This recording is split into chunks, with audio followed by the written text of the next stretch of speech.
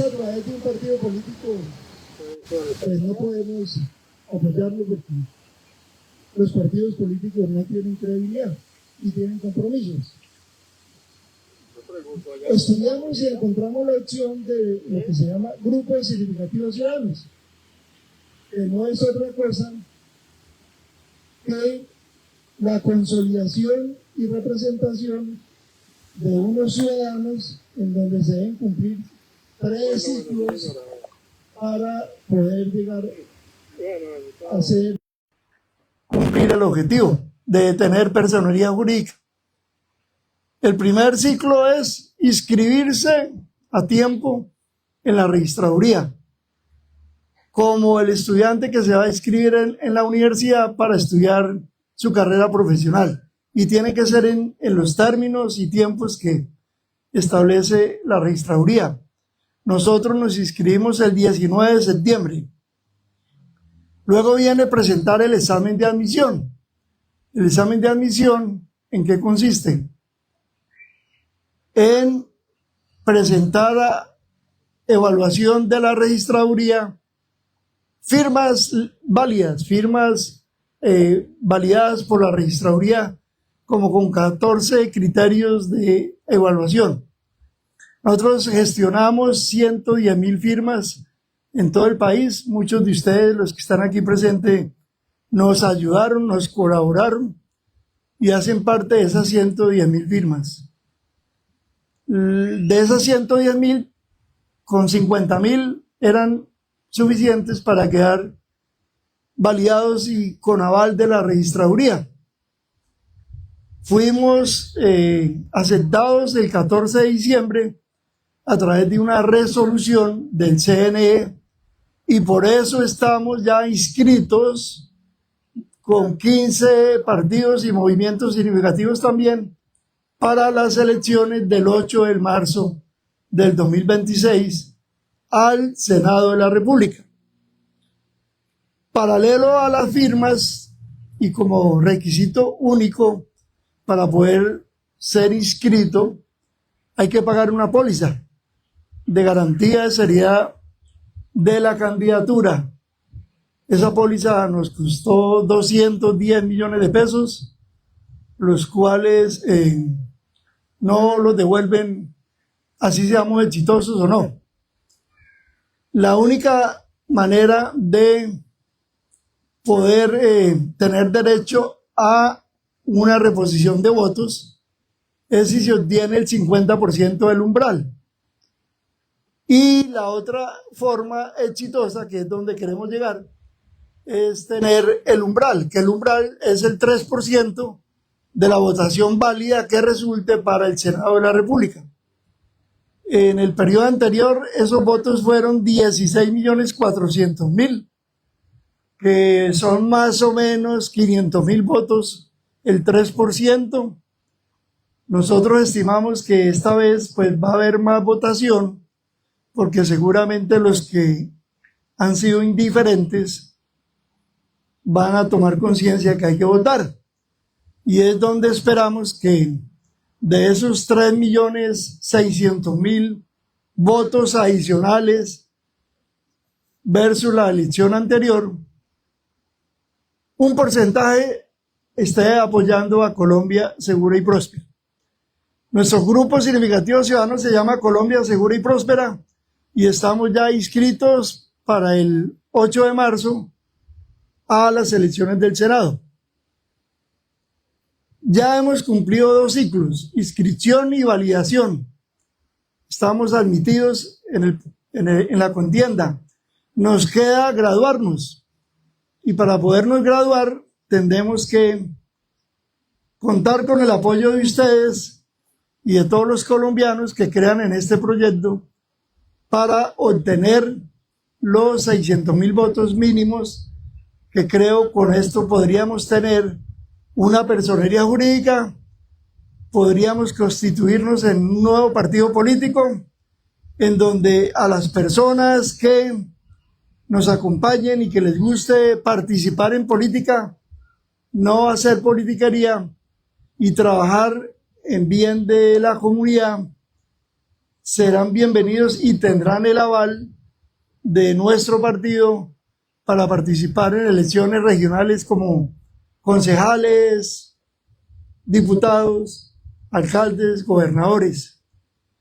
Este proyecto es bien ambicioso y la idea es poder hacer una gestión y un desempeño eficiente, convincente, cambiando la conciencia de los que son politiqueros, invitando a los que no participan en política a que dejemos de ser indiferentes y empecemos la transformación de este país Colombia que lo necesita.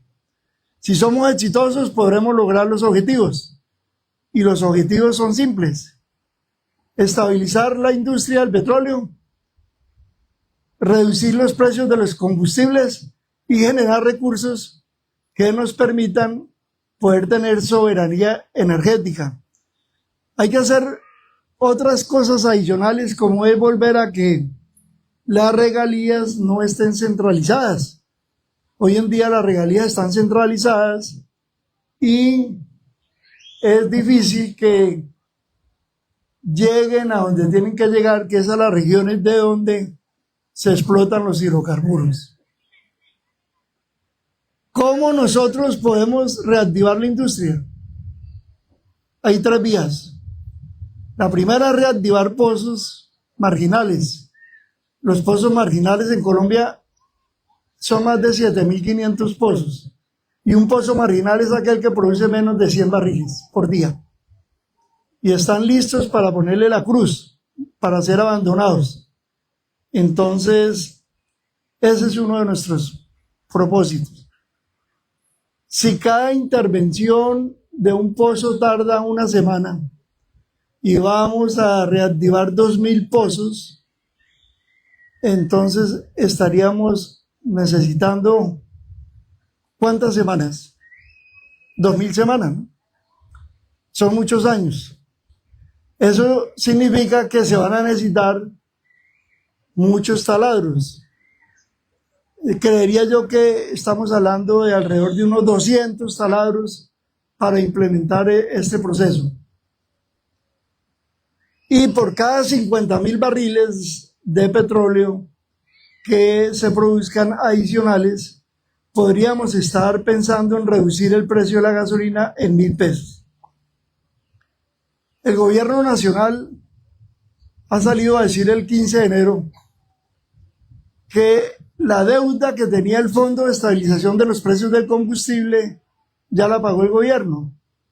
Eso no es cierto, la pagamos los colombianos con el mayor precio del combustible, que son 7.000 pesos desde octubre del 2022 a hoy. El 15 de enero salió, o el 16, salió diciendo que va a reducir 300 pesos. Nosotros le hemos hecho ruido a través de las redes sociales, a través de un encuentro de ciudadanos que hicimos en Bogotá, aquí en Yopal, y que lo vamos a seguir haciendo en 16 ciudades más del país a partir del 4 de febrero, en los semáforos y en las calles. Porque vamos a solicitar que no son los 300 ni los 500 que ya dijo ayer. Inició con 300, ya vamos en 500. Ayer a las 6 de la tarde salió el ministro de Hacienda a decir que va a bajar 500 pesos. Hoy ya le estamos diciendo por las redes sociales que 500 pesos son insuficientes, que deben ser 7.000. Y eso es lógica matemática. Si en octubre del 2022 había un déficit y había un precio X de la gasolina que era 9.200, pues hoy en día, si ya no hay déficit, toca que el precio vuelva a los 9.200, así de sencillo, porque ya no hay ni deuda, como la llama el gobierno, ni déficit. Y si ya no hay déficit, pues el precio tiene que volver a donde estaba. Eso es algo de sentido común.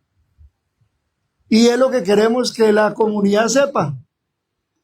Entonces, eso es lo que quería decirles. No sé si haya preguntas. Hicimos una encuesta que de pronto no es muy amigable, pero es para que entiendan y les quede la información de qué es lo que queremos sensibilizar y socializar.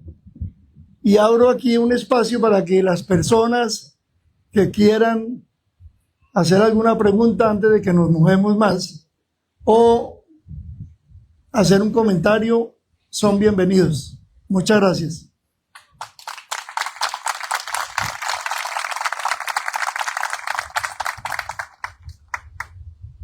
Alguien siéntase con toda la libertad y tranquilidad de comentar o preguntar, y con mucho gusto respondemos, y si no le preguntamos a la IA.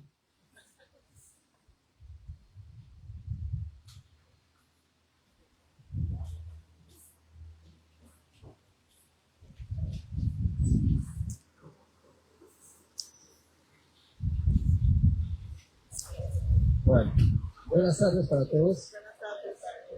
Bueno, es un placer enorme compartir con ustedes. Buenas tardes. Póngalo así, más horizontal. Agradecidos por el espacio que nos brinda hoy. Como ustedes se dan cuenta, nos pusimos la camiseta, tenemos la camiseta puesta. Hemos escuchado las propuestas del ingeniero Luis Quiroga.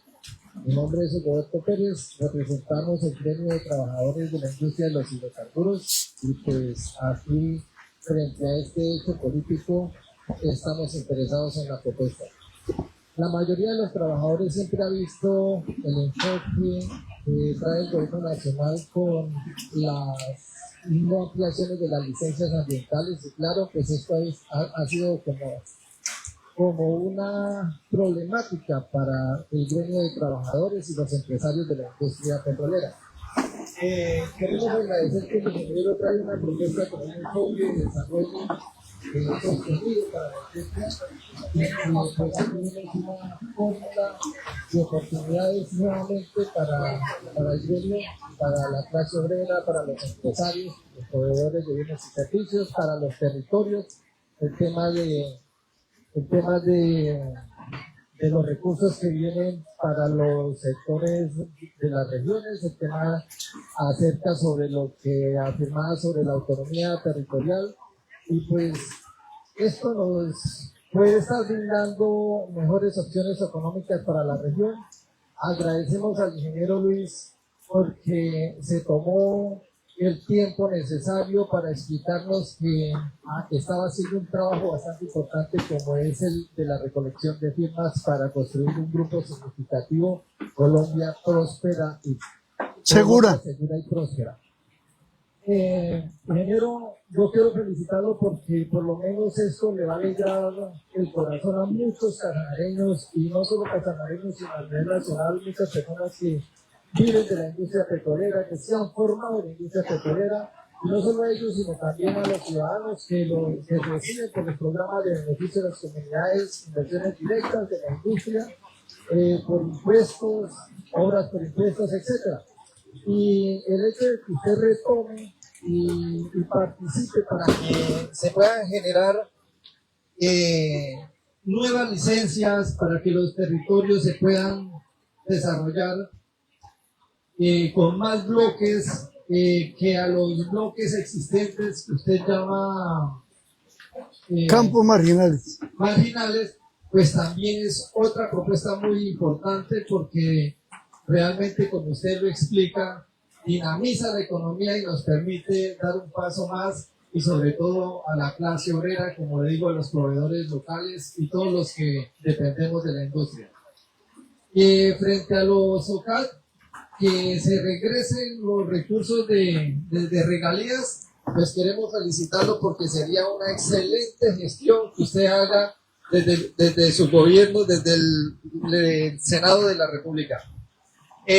Satisfactoriamente decirle que lo apoyamos, estamos con el grupo significativo Colombia Segura y Próspera, y por eso hoy nos encontramos con la camiseta puesta. No es preguntarle, sino es felicitarlo por el enfoque que lleva y por la intención que tiene de mejorar la sostenibilidad y la prosperidad en los territorios. Muchísimas gracias. Bueno, Muy bien, Hugo Berto.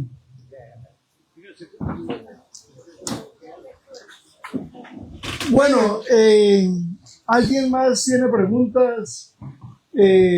Hicimos un cuestionario de evaluación y me gustaría saber si quedó claro, sobre todo 3 preguntas que hicimos allí.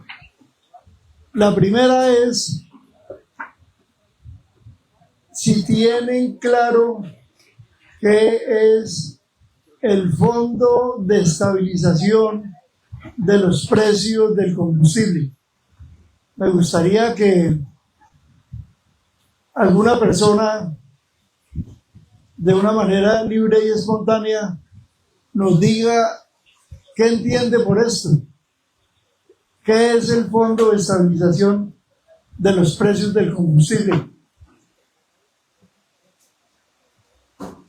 ¿Algún voluntario que nos explique?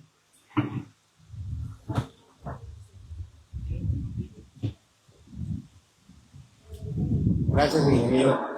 Póngalo horizontal. Pienso que son unos recursos que se proveen de la industria o de las utilidades de los recursos de la exploración de petróleo, que van a un fondo para solventar posibles situaciones que se presenten, eventualidades. Es como un fondo para cubrir ciertos riesgos que se generen en el transcurso de los años y que pueden finalmente ser reaprovechados por los diferentes actores en los municipios y los departamentos. No sé si sea así, pero... Eso que usted está comentando es lo que debiera ser lo ideal. Pero hoy día, el Fondo de Estabilización de Precios de Combustible es una figura contable, porque no es real ni monetizada. Es una figura contable que obedece al balance económico de un bolsillo para otro bolsillo. En términos sencillos, ¿qué es? Supongamos que Ecopetrol no refinara ni produjera ningún combustible. Es decir, que Ecopetrol no existiera. Y que hubiera una entidad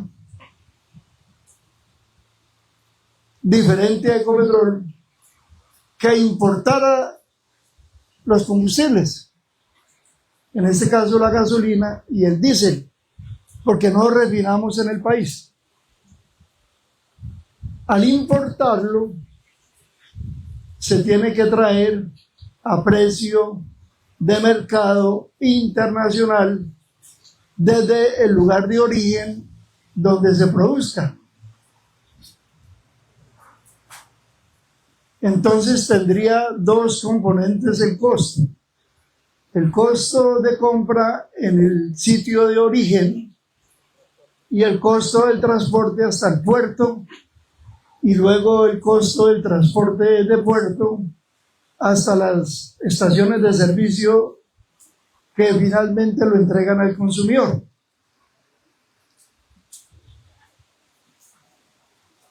Entonces el Fondo de Estabilización de Precios de Combustible fue una figura administrativa contable que se inventaron en un momento determinado para suponer que si eso pasaba, debía haber una caja positiva o una caja negativa. En términos sencillos, de estar en sobregiro o estar en negro, si hablamos de una cuenta corriente. Y es así tan sencillo como eso. ¿La realidad cuál es? que Ecopetrol no importa toda la gasolina. Ecopetrol produce entre 60 y 70% de la gasolina que se consume. El otro 30 o 40 se importa.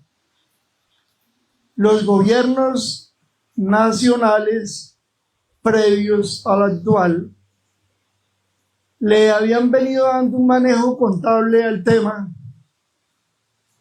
y sencillamente no habían subido los precios. O si lo subían, era equivalente al IPC. Este gobierno toma la decisión política de decir, hay un déficit, lo cual era cierto, 36 billones de pesos, pero un déficit que al final del día lo tiene que manejar Ecopetrol, porque para eso está Ecopetrol. Ecopetrol es una empresa industrial y comercial del Estado cuyo objeto social es explorar, explotar, refinar y ser productivo. Y en esa cadena, desde la exploración hasta la comercialización final, pues tiene que generar y desarrollar proyectos productivos. Y para eso tiene que perforar, y para eso tiene que producir a una manera eficiente y un costo razonable. Entonces, si hay un déficit, pues hay que cubrirlo con ingresos. Y los ingresos entonces nos los trasladan a todos los consumidores. Con el cuentico de que los ricos son los que consumen gasolina. Y resulta que no consumimos gasolina si nos consideramos ricos. La gasolina la consumimos todos. Y afecta más a los que tienen más ingresos que a los que tienen menos ingresos. ¿Qué hay que hacer entonces? Desarrollar proyectos productivos que generen recursos, o sea, plática, para cubrir esos déficits cuando se vuelvan a presentar. De ahí salen las tres propuestas nuestras. Primero, los pozos inactivos que están candidatizados para ser abandonados, no hay que abandonarlos, además porque eso vale plata. Un abandono de un pozo puede estar costando 500 millones de pesos a 1.500 y lo tiene que pagar el Estado o los operadores que hayan aportado juiciosamente los dineros al fondo de abandono de pozos. Si esos pozos se reactivan y se cambia o se establece que la política, y es nuestra propuesta, que cualquier operador o cualquier inversionista que quiera reactivar un pozo de estos, el 50% del costo de venta final vaya para lo que se llama el OPEX, o sea, para los costos de producción, y el otro parte de ese 50% vaya para recuperar su inversión, que se llama CAPEX. Y para ponerlo en términos sencillos, si vendemos un barril en $60, con $30 debe recuperar su inversión y hacer los gastos de operación. Lo que pasa es que estos campos marginales en manos de Ecopetrol, por todos los costos asociados que hay, puede costar producir los $50 barril. Pero en Colombia hoy día hay 26 empresas habilitadas para poder operar a 15 o $20 por barril. Si operamos a 15 o a 20 y estamos recibiendo 30, pues nos quedan 10 para amortizar la inversión. Y esa inversión se puede amortizar en 3 o 5 años. Si invertimos $500.000, que es más o menos promedio lo que costaría intervenir y habilitar un pozo de estos. nosotros estamos como grupo significativo de ciudadanos haciendo un estudio para hacer un ranking de cuáles de esos 7.500 pozos son los que mayor potencial tienen para ponerlos a producir. El segundo renglón importante por donde podemos conseguir recursos es perforando nuevos pozos.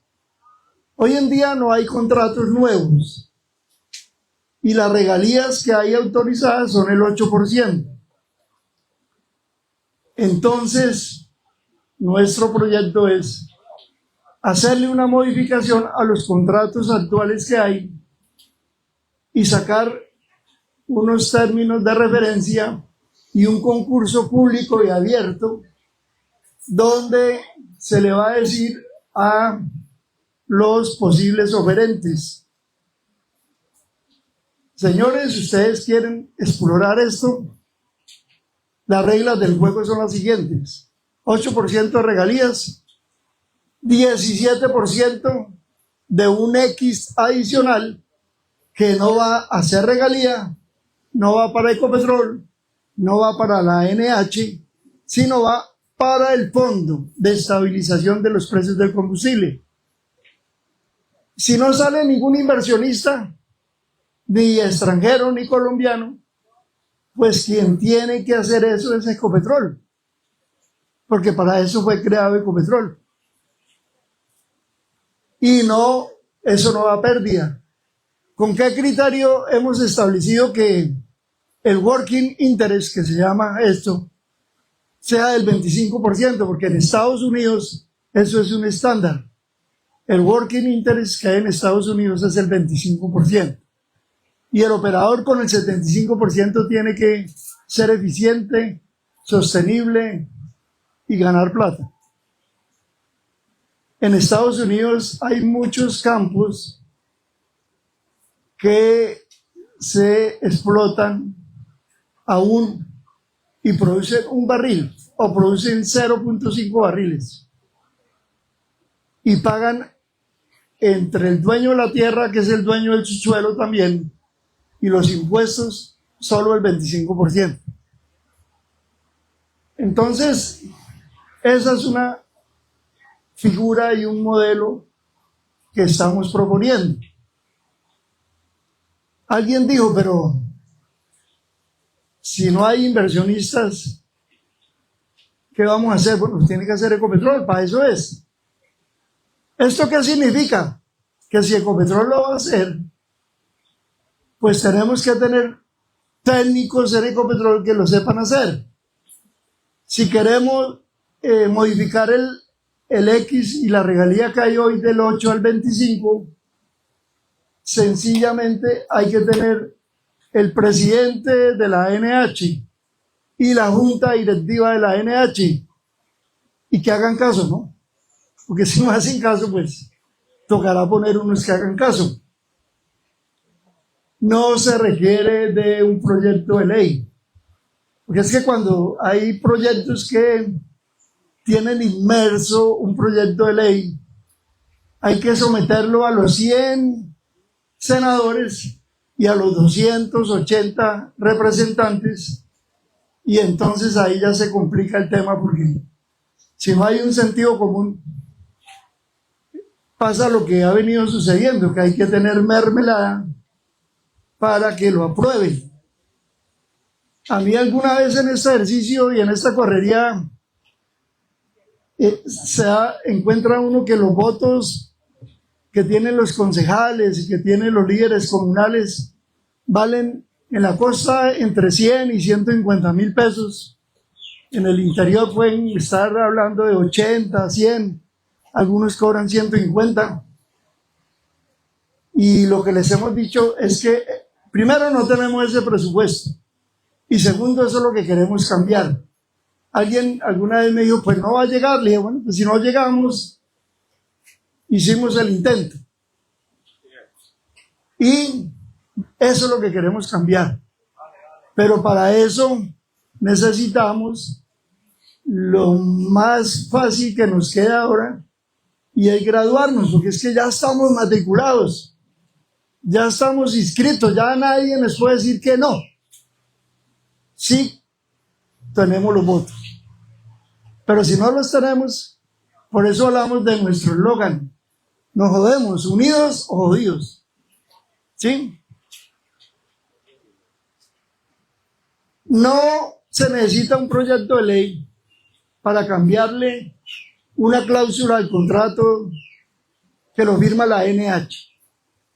No se necesita un proyecto de ley para decirle al que quiera operar un campo marginal: señor, aquí está ese campo, haga la inversión, produzca, le vamos a dar un contrato a 30 años, porque tiene que ser a 25 o 30 años, y le vamos a facilitar la vida con las comunidades, porque también habría que hacerle un poquito ese trabajo. Y para adelante. Pero eso solo lo puede aprobar la Junta Directiva de Ecopetrol y el presidente de Ecopetrol. Entonces, por eso nuestro proyecto es ambicioso, de que tenemos que tener control de esto y nombrar personas idóneas y competentes, transparentes, que entiendan el negocio, que tengan un buen sentido de pertenencia, que sean gerentes, que administren bien los recursos y que trabajen en equipo. Porque esto es un trabajo en equipo, ¿no? Tanto en lo técnico como en lo social. A las comunidades hay que involucrarlas en estas decisiones y en estos paseos. Entendiéndose que Ecopetrol es quien puede firmar los nuevos contratos de reactivación de pozos inactivos, que la NH es quien puede firmar los nuevos contratos, nos queda por entender que la entidad que está arriba de estas dos dependencias, que es el Ministerio de Minas, pues también hay que tenerlo. Entonces hay que entrar a tener ese control, hay que entrar a convencer al futuro presidente de Colombia que eso es lo que tenemos que hacer. ¿Por qué hablamos del ANLA? Porque resulta que la manera actual de operar en el ANLA, la aprobación de licencias ambientales, es tan tortuosa que se demora entre 2 y 4 años en aprobar una licencia. ¿Y cómo la aprueban? Hay una lista de chequeo. Una lista de chequeo como cuando se va a hacer una receta de cocina. Esa lista de chequeo está en manos de funcionarios especialistas en diferentes actividades como la fauna, la flora, el medio ambiente, los recursos hídricos, etc. Y los operadores que hacen unos estudios de impacto ambiental o unos planes de manejo ambiental o una licencia ambiental que resultan en libros de 500 o 1000 páginas y la entregan con todos los estudios habidos y por haber, y los técnicos del ANLA empiezan a estudiar y a solicitar modificaciones, estudios y a poner peros que se pueden manejar con impulsos procesales y lubricados, que es lo que llamamos la corrupción, para llegar a aprobarse. ¿Qué queremos hacer nosotros? Sencillo. Señores, si usted quiere operar, aquí le entregamos unos términos de referencia. Esto es lo que usted debe cumplir, de la A a la Z. Y me debe pagar al Estado lo que vale que el ANLA contrate un equipo técnico competente para que le haga el monitoreo y seguimiento, que lo que usted tiene que hacer, lo ejecute. Y si no cumple, tiene que mitigar. Pero para evitarme tener que hacer procesos persuasivos, coactivos y luego ejecutivos, simple, me coloca una carta de crédito que será pagadera y ejecutable ante un incumplimiento. Y de esa manera seremos más eficientes técnicamente para aprobar las licencias. Por eso decimos que hay que tener ese control de esta Agencia Nacional de Licencias Ambientales. Eso tiene la razón de ser y sencillamente, si no es así, no va a funcionar. Porque de nada sirve que ANH firme contratos, pero ANLA no apruebe. Entonces ya volvemos al mismo problema.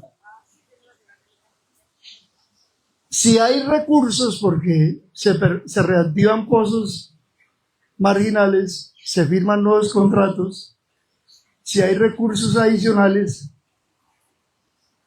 el fondo, que es donde, el fondo de estabilización de los precios, que es donde se origina todo este bollo, y por el cual yo estoy aquí, porque me llamó mucho la atención saber cuando empezaron a subir los precios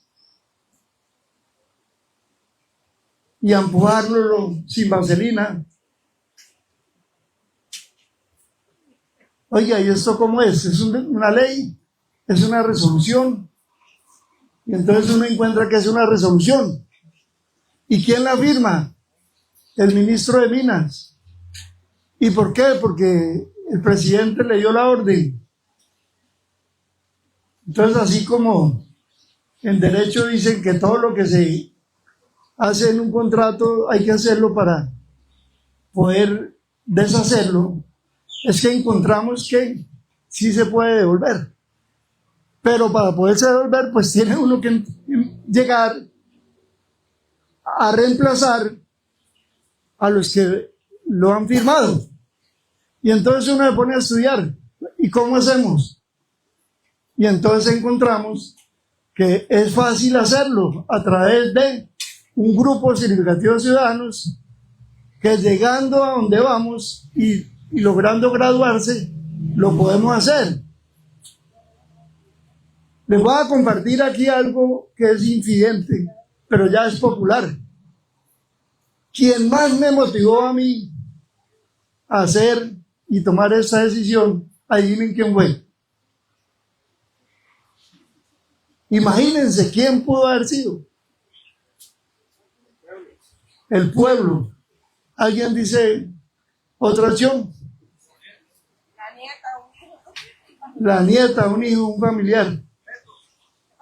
Petro. Resulta que fue mi querida esposa. Yo no entendía por qué diablos ella decía que no me apoyaba. Hasta después de un proceso de convencimiento, primero de escuchar cuál era la razón, luego de convencimiento, y muy sutilmente me dijo, ¿y de dónde va a salir la plata para hacer esto? Primero un cuestionario del berraco. ¿Por qué tú tienes que hacerlo? Bueno, porque me parece que alguien tiene que levantar la mano. Bueno, ¿y por qué no otro? Bueno, el 54% de colombianos somos indiferentes. Y así todo un cuestionario hasta que al final dijo lo que quería preguntar. ¿Y de dónde sale la platica? Y entonces fue cuando yo me puse a pensar, tiene razón que está cuidando su 50% de patrimonio. Porque yo le dije, de pronto si yo quiero gastarme el 50%, lo puedo hacer, ¿no? Pero no, eso ha servido para que uno entonces presupueste cómo va a hacer esto. Y entonces me tocó utilizar la técnica de evaluación de proyectos. La evaluación de proyectos tiene 5 fases y se las voy a compartir ahí. Y sirve para cualquier proyecto, hasta para una venta de almojábanas. Lo primero que tiene uno que evaluar en un proyecto es la materia prima. Entonces yo le digo, bueno, ¿cuál es la materia prima en este proyecto? ¿Quién es, en este proyecto que estamos haciendo, cuál es la materia prima? ¿Está entendiendo o está muy entretenido con...? ¿Perdón? No, la materia prima para este proyecto político. No, esa es otra parte de evaluación un proyecto. Primero, dime qué has entendido tú de este proyecto. Pues sí, para ver si yo soy buen profesor o no. No, yo no tengo una. No, a mí no me. Es que el micrófono me. Bueno, entonces. Yo sí le tengo, pero es que no sé cómo formularse. Para lo del. Porque escucho, ¿no? Que el subsidio, los combustibles tienen subsidios, ¿sí? Y eso es lo que supuestamente dijo Pepe que ya hemos pagado. Sí, es que el subsidio que han desinformado o que han informado, pero para desinformar, no es ningún subsidio, es un ejercicio hipotético en la caja de Ecopetrol. En resumen, si Ecopetrol fuera eficiente y generara recursos, podría cumplir y cubrir ese déficit que se genera ahí. Entonces, ¿por qué lo cubre el Estado? Es que no es el Estado el que lo cubre Ecopetrol. El Estado con la plata de Ecopetrol. Es correcto, pero es que el Estado se está dando ese crédito. Pero eso no es que se le pague ni a un tercero, ni una deuda externa, ni a un banco, no. Es algo hipotético. Algo que se crearon con fines políticos, con fines de que si Ecopetrol es eficiente, el presidente de turno dice, mire, nosotros estamos pagando el subsidio que hay en el déficit del Fondo Nacional, desde el Fondo de Estabilización de los Precios. Por eso es que nuestra propuesta es que ese fondo salga del Ministerio de Hacienda. Tiene que ir directamente a Ecopetrol y ser una dependencia que dependa de Ecopetrol y no del presidente, de la Junta Directiva. Pero volviendo a recapitular sobre lo que son todas las etapas que tienen que evaluarse en un proceso, en un proyecto, es la materia prima. La materia prima, tú tenías razón, son las personas que votan. Porque lo que queremos es tener un resultado final de votos. ¿Cuántos? 600,000. Hay que ver de dónde salen. ¿De dónde salen? De los habitantes colombianos que están autorizados y reconocidos para votar, que para estas elecciones de marzo 8 son 41.600.000. Es lo que hay en el censo electoral. Entonces, de esos 41.600.000, nos pusimos a estudiar cuántos están comprometidos con los políticos actuales. Y encuentra uno que solo es el 46%. Y el otro 54% no vota. Y ahí es donde queremos nosotros llegar, aparte a una porción de ese 54%. Por ahí les habíamos hecho la pregunta, ¿no? En el cuestionario que había de sensibilización, les habíamos hecho esa pregunta. ¿Cuánto considera usted que es el porcentaje de abstención? ¿Tú ya viste la respuesta, saber cómo es el resumen? Isamar, esa es la mayoría. Bueno, entonces fíjense, cuando empezamos a estudiar dijimos, tenemos dónde trabajar, ¿cierto? Porque resulta que si la votación o la abstención hubiese sido 0 y fuera 0, seguramente que ahí no hay nada que hacer, pero seguramente no estaríamos como estamos, porque habría mayor participación ciudadana y los que están tomando las decisiones seguramente serían o estaríamos mejor, de una manera mejor representados. Aquí no vamos a hablar mal de nadie, vamos a hablar de hechos y de estadísticas. 46% tienen su mercado electoral. Hay que respetarlo. A nosotros como empresarios nos queda el 54%. ¿Cuál es la estrategia? Para conquistar, para enamorar ese 54%, con un presupuesto limitado. ¿El presupuesto cuál es? No puede ser superior al 80% de la reposición de votos. Y un voto, el Estado le reintegra por cada voto al Senado 8.440 pesos. Entonces, si a mí el Estado nos repone 8.440 y yo de entrada le estoy colocando que solo puede ser el 80%, ya lo estoy fijando como en 6.500 pesos, ¿sí? Hoy estamos a pérdida, si todos votan, ¿sí ven? Así de sencillo. Uno tiene que hacer ejercicios sencillos. Entonces, ¿cómo pretende un ciudadano a pie, que además de la reunión, que hay que presupuestar el refrigerio, el transporte, le tenga que dar 100 barritas o 150 y que ya empiezan a negociar? Bueno, yo soy negociante y les pregunté, ¿y cómo es la forma de pago de esta joda? ¿Cómo es? Entonces me dice, no, mire, a la entrada tú me das el 50 y a la salida otro 50. Le digo, ¿y cómo es la salida? Digo, yo te mando una fotico, tú revisas en la mesa donde yo voté, que ahí está. Entonces toca hasta verificar, ¿no? Y fuera de eso, el costo del transporte para recogerlo y llevarlo, porque realmente hay gente que si vive en el campo y tiene que ir a un casco urbano, o si vive en el casco urbano, pero su mesa de votación está lejos, pues hay que recogerlo. Y eso es entendible. Entonces, cuando los políticos tradicionales empiezan a hacer todas estas cuentas, pues seguramente un voto va a estar por 200.000.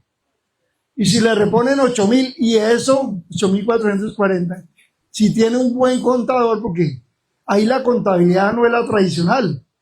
Ahí el IVA no se cruza, el IVA no es deducible. La retención no se aplica. Pero el pago que se hace tiene que hacerse el mismo día que emiten la factura electrónica. Porque si no, el Consejo Nacional Electoral, en Cuentas Claras, que es un programa que hay para eso, le rechaza ese pago. Entonces ahí uno tiene que empezar a estudiar cómo es la joda. Porque si uno empieza a gastar, ya no puede legalizar. Además, en estos días llegó un aviso del Consejo Nacional. A partir del 1 de febrero, o sea, a partir de mañana, vamos a hacer auditorías contables para ver qué han gastado y qué han subido a las cuentas claras. Y ahí es donde se rajan muchos. Vaya y consiga un contador que maneje cuentas claras. Eso es oferta y demanda. Y los pocos que hay toca negociarlos. Porque entonces dicen, pero es que mi responsabilidad, 5 años, bla, bla. En fin. ¿Hasta aquí hay alguna pregunta? Quería decirle que si finalizamos hablando de la mutual. No. O de pronto sí, pero... ¿Vas a decir algo, diga? Ahí mientras el receso, permítame, Luis. Ahí mientras el receso, Luis, Póngalo así. Habernos hablado un buen rato. Póngalo y tomar horizontal. agua. De mi parte, conociendo pues de que no es un político tradicional, sino que nos ha aclarado más la parte empresarial, que es lo que él ha sabido hacer durante su vida y de sus logros que tiene, ¿no? Entonces, algunos de nosotros entendemos, de mi parte, poco apolítico, de pronto en el 54 o 6% del que habla, no entendía cómo se crea un grupo, este grupo significativo de ciudadanos que sale por la necesidad, las diferencias que tenemos y que no estamos de acuerdo con lo tradicional, por ejemplo, de valorar que no simplemente me meto a este grupo y ya salgo con ellos y posiblemente estoy arriba, ¿cierto? Es algo que se está luchando desde la base y pues de felicitar el aprendizaje que nos ha dado a un grosso modo y de pronto a veces en mi entendimiento queda uno así como perdido, pero sí le cojo la línea de por qué pasó la situación de esto del Fondo de Estabilización de Precios de Combustible, por qué nosotros simplemente decíamos, ay pues madre, subió la gasolina otra vez y nadie decíamos nada, porque nosotros no podemos llegar a ese alcance de llegar al nivel del gobierno a levantar la mano y decir, venga, porque suben todos los días. Nosotros somos muy insignificantes para llegar al Poder Ejecutivo a hablar de esa manera.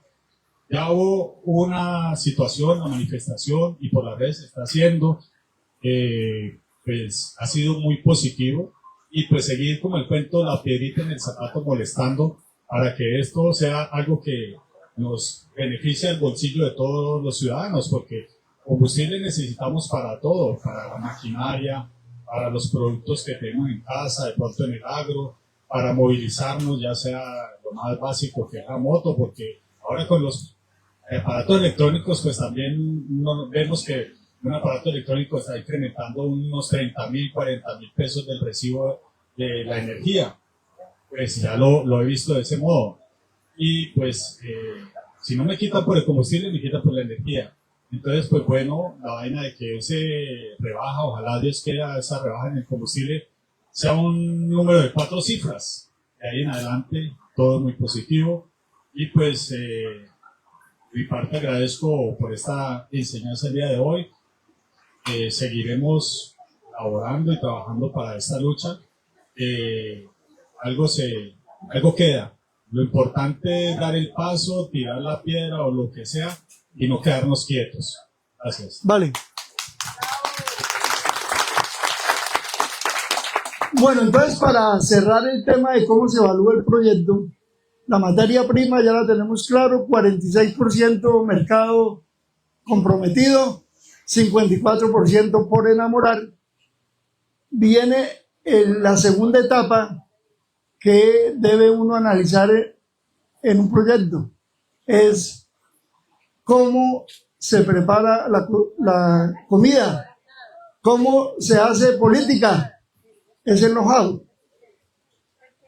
Entonces encontramos que para poder enamorar parte de ese 54%, tenemos que utilizar una estrategia con un equipo de trabajo que haga frente y competencia a cómo lo hace el mercado que está comprometido. Estudiamos cómo está comprometido el mercado y encontramos 4 segmentos. Segmento número 1, el clientelismo, o sea, todos los contratistas o prestadores de servicios del Estado, que viven del Estado, nacional, departamental, municipal, local, y que trabajan para el Estado. Nosotros, si hacemos empresa, ¿qué tenemos? Proveedores de bienes y servicios. Los transportadores, los que venden la comida, los que venden el agua, los que venden la dotación, las ferreterías, etc. ¿Qué hay que hacer? Sensibilizarlos. Por eso muchos de los que están acá les estamos diciendo, hay que ponerse la camiseta y votar pero no por el 46%, de este lado del 54%. Segundo segmento, burocracia, toda la burocracia del Estado. En este gobierno creo que ha subido más del 23 o 30%, y las órdenes de servicio que han hecho, las ODS, ¿cómo se llaman? ODS o OPS, bueno. Entonces, ¿qué tenemos que decirle nosotros a nuestros empleados y ustedes, los que nos acompañan en esto? Mire, póngase la camiseta, póngase la gorra y a trabajar. En nuestra empresa, yo nunca lo había hecho, pero tocó dar la orden. Todo el mundo viene a la oficina con gorra y camiseta, y si va en el Transmilenio tiene que mostrarla para que la gente empiece a ver marca, porque esto tiene 3 etapas. Posicionamiento de la marca. Después del posicionamiento de la marca viene la venta de la marca, del producto que vamos a vender, y en eso estamos. Clientelismo, bienes y servicios, burocracia, empleados. Viene un renglón muy importante, que son los familiares, los amigos, los aliados estratégicos, el voz a voz, que es lo que estamos tratando de hacer. Y nosotros somos más, y somos el 54%. Y viene el último renglón, que es el más difícil de derrotar, pero no imposible, que es la maquinaria. La maquinaria se maneja con billete. Y el que quiera hacer cuentas fáciles y no joderse mucho, simplemente multiplica. Un senador de la República en Colombia sale con 90.000 votos, sin ningún problema, con 100.000. Entonces, si multiplica 100.000 por 100.000, ¿cuánto da? ¿Alguien puede hacer la cuentica ahí rápida? 100.000 pesitos por 100.000 votos. 100.000 millones de pesos. Eso es lo que podría costarle sin joderse tanto, de la valla, de esto, de lo otro. Pero como hay miedo, pues ponen vallas, ponen publicidad, etcétera. Y miedo lo hay. Y les voy a socializar en dónde se refleja el miedo. Si ustedes miran el tarjetón, y los invito a que lo miren, hay 3 coaliciones grandes. Las 3 coaliciones grandes son una que se llama coalición de el Alma, o Alma, que está con Cambio Radical y otros. Ahí está Colombia Justa Libres, que en las pasadas había hecho una coalición con Mira, pero Mira ahora se abrió y se fue con el Nuevo Liberalismo. Entonces, en otra está Nuevo Liberalismo, Mira y Robledo, que antes estaba con los Verdes. Ahí tenemos la segunda coalición. Otra tercera coalición está entre los Verdes, que quedaron porque se abrieron, el partido En Marcha de Cristo y el partido de Murillo, el afro, que fue ministro del Interior, que tiene su partido que se llama Colombia Renaciente. Y Colombia Renaciente apoyó a Fuchi, y Fuchi fue el concejal más votado de Bogotá. ¿Y por qué yo conocí esto? Porque en este cuento de sensibilizar a los que consumen gasolina, hablamos de los motociclistas y nos pusimos a estudiar Fuchi. Fuimos a visitarlo al consejo y su equipo de trabajo, y nos dijeron abiertamente: mire, no los podemos apoyar porque nosotros recibimos el aval de Colombia Renaciente y ahora tenemos que apoyarnos al Senado. Y es respetable. Entonces ahí uno se va enterando, ¿no? Porque, y eso hace parte del know-how. uno tiene que estudiar su competencia y tiene que rodearse de un equipo de trabajo que le permita integrar una estrategia para ser ganador y hacer las cosas distintas y dejar el miedo. Si miran, creo que hoy la palabra de Dios hablaba de eso, de la tempestad. La vida es una tempestad, decía, y muestran o comentan una parábola por ahí de cuando había que pasar de una orilla a la otra y había tempestad y la gente llena de miedo. Colombia segura y próspera es sin miedo. No tenemos miedo de nada. Porque primero creemos en lo que queremos, sin ver. Y estamos convencidos. Y si no resulta, no hay problema. Esa no fue la voluntad de Dios. No fuimos capaces de convencer a 600,000 colombianos de los 20 millones que hay. Así es la vida. Entonces, hablando del know-how, de saber cómo van a ser las cosas, tenemos en nuestra estrategia de que para llegar muy rápidamente, porque hoy nos quedan 28 días, que mañana es 1 de febrero, y lo que no hagamos de aquí al 28 de febrero, pailas, 28 días para hacer llegar este mensaje. Por lo menos la meta que establecimos es que este mensaje llegue por redes sociales, por medios de comunicación alternativos, digitales, comunitarios, radiales, de frecuencia FM, AM, a 40 millones de colombianos. Y si hacemos una escalera estratégica, necesitamos que cada uno de ustedes lo ayude a replicar con sus amigos. No sé si todos los que están presentes aquí hoy, voy a hacer un ejercicio sencillo.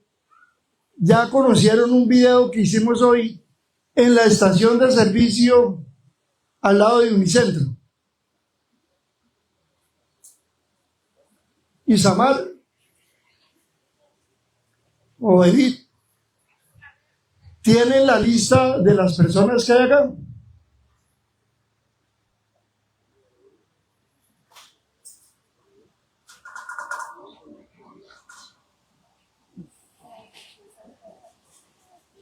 Bueno, vamos a hacer un ejercicio para ser práctico, ¿no? Porque si no nos quedamos solo en bla, bla, bla. El ejercicio que quiero hacer es, Andrés creo que sí está en el WhatsApp con nosotros, ¿cierto? ¿Por qué no miras ahí, por favor? Si hay, o los que tengan mi contacto en el canal de las redes, un canal que yo tengo ahí está. No hay señal. Bueno, esa es una disculpa, pero bueno. Quiere decir que, mire, esa es una de las cosas que hay que hacer en esta área, y hay que decirle al dueño del negocio que coloque una antena de Starlink. No vale sino 1.100.000 pesos y la mensualidad vale 300, y hay conectividad 24 horas. Ronaldo Arenas, ¿dónde está? Venga, nos cuenta una experiencia que le quiero preguntar. Está por Instagram, TikTok. No, ya lo va a subir al listado, está en mi canal. Si usted usted tiene mi contacto, ¿cierto? Y usted está en el grupo de proyectos que tenemos. Pues, ¿vio? Hace parte del 54%. Ahora lo invito a que nos sigan el canal. Además del Estado, yo tengo un canal donde hasta hoy habían como 180 seguidores. No, canal de WhatsApp. Bueno, hoy hicimos un video en la estación de servicio donde le estamos diciendo al presidente Petro que Primero habló de una disminución de 300. Hoy habla de 500, que le exigimos como grupo significativo que sean 7.000, porque ya no hay déficit. Y eso hay que divulgarlo.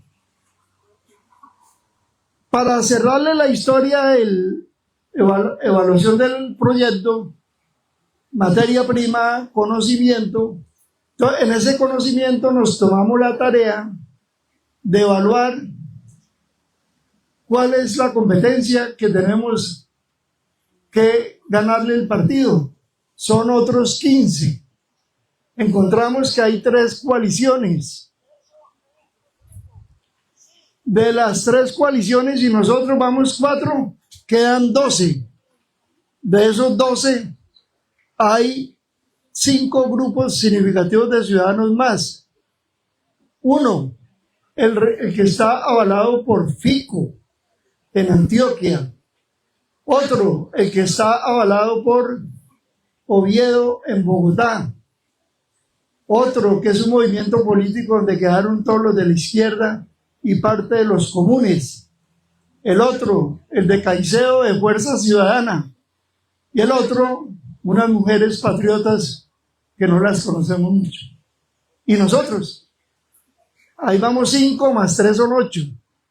Quedan 8 partidos políticos, que son la U, Centro Democrático, Pacto Histórico, Salvación Nacional, Oxígeno.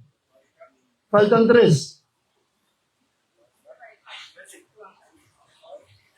Las 3 coaliciones ya las dije.